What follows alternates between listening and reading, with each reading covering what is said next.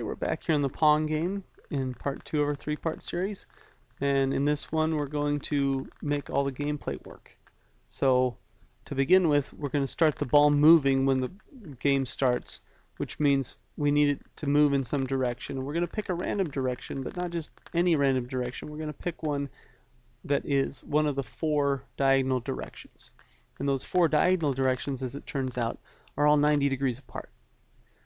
So in order to get it to move in one of those 4 directions, what we're going to do is pick kind of a starting spot and then figure out how many times we're going to rotate 90 degrees and rotate that far, and then we can start.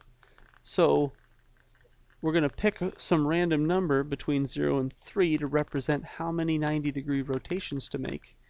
Then we're going to multiply it by 90 to get an actual number of degrees to rotate, and we're going to add it to our starting angle, which we're going to use -135 because that's down and to the left. And then that number, whatever it is what direction we'll point it. And we're using point in direction so that we can also use move in order to move the ball. Move will always move in the direction that the sprite is pointed. If you use a negative value, it'll move in the opposite direction. So we'll keep that in mind because we'll use that later for the players. Now, in order to keep this ball moving continuously, we're going to have to use a forever block, because if we just put one move, it'll only move once. It won't continuously move. Now the next thing we're going to do is make sure that the ball bounces off of the edges of the screen. We want it to bounce off the top and the bottom, and when we get to the right and left, we'll actually score. So what we'll figure that out when we get to the scoring part. For right now, we're just going to have it bounce if it's on an edge, so we can use this block called if on edge bounce. And now the ball is going to bounce around the screen on every edge.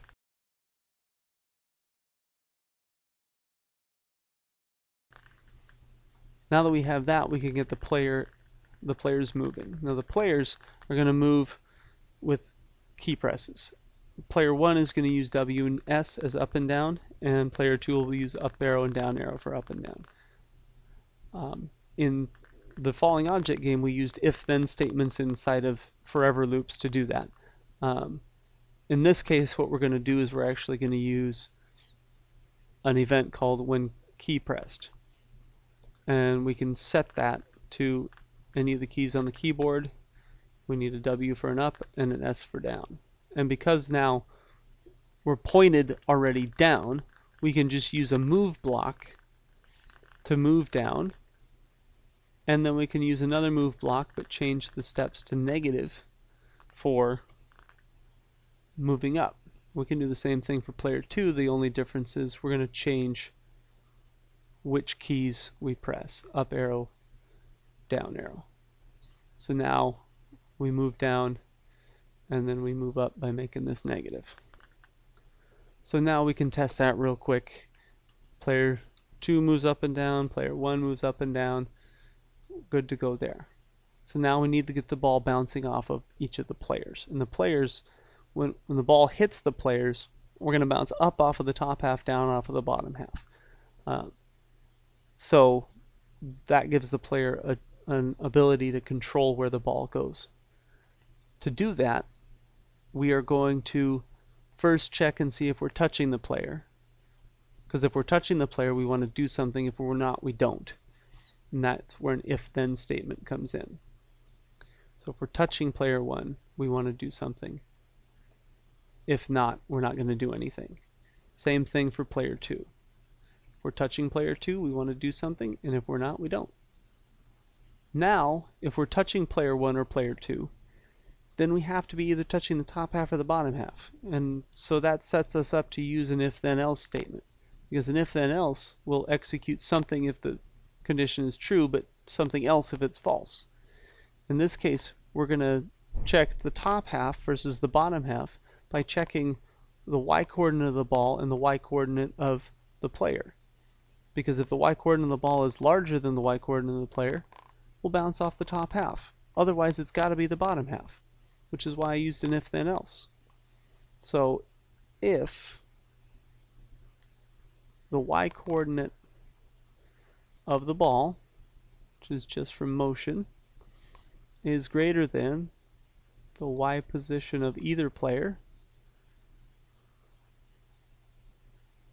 we're going to bounce up. In the case of player 1, that means bouncing at 45 degrees. For player 2, that means bouncing at negative 45. And if we're not touching the top and we know we're still touching the player, we got to be touching the bottom, which means we're bouncing down. So for player 1, that's 135, and for player 2, that's negative 135.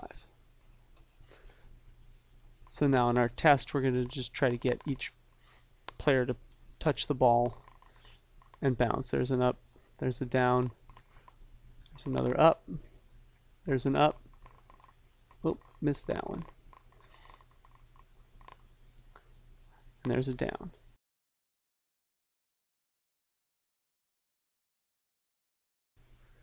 So now that we've got the ball bouncing, we've got it bouncing off of players, now we can actually do the scoring system. To do the scoring system, we need to make two variables, one for each player's score.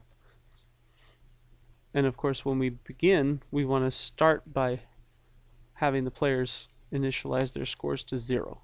We'll do that in this stage so that we can control both of those kind of externally from everything. So we'll set player 1's score to 0 and set player 2's score to 0.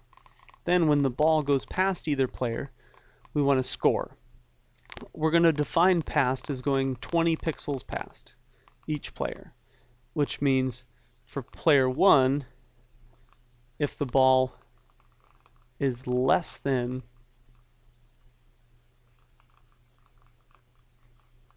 so the x coordinate of the ball, I should say, is less than negative 220, then we want to change player 2's score by 1.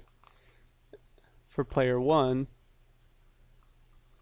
for them to score, we want to get 20 pixels past player 2, which means we want to use a greater than.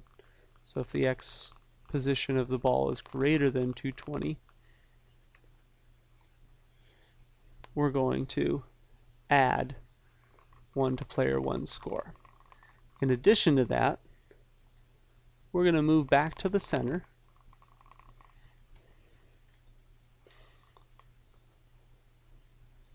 and then we're going to move in a random direction towards the player that was scored on. So in the case of player 2, we want to point in either the 45 or 135 direction.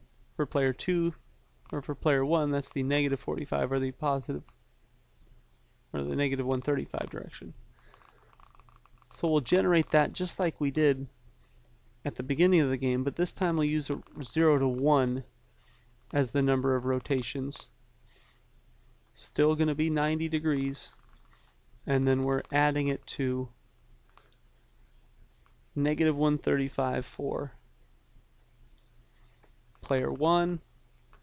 Do the same thing for player 2, but this time it will be starting at 45. Then the only other thing we have to do with the score is when either of our scores reach 10, we're going to end the game. So we're going to go back to the stage for that, and we want to continuously check that using a forever block and an if block. And then in the operators, we're going to use an or, because this will trigger when either one of those conditions are true. So we want to check if either player has reached 10 points. And the or will work even if both players are at 10 points, but we know that can never happen. And to end the game right now, we'll just use a stop all, so that we'll stop all of the sprites or all the scripts when the game is over. We're going to move player 2's score over, and we're going to start and see what happens. So we see that player 1's score is increasing when the ball goes by player 2, and it should stop things when we reach 10. and we'll start, and then we need to obviously get it to move over towards player 1. There we go. And then we'll see if player 1 or the player 2 score will trigger the end game. And there we go, that works. So everything's working right now. Our game is basically finished. In the next video, we'll add the title screen, an instruction screen, and a game over screen.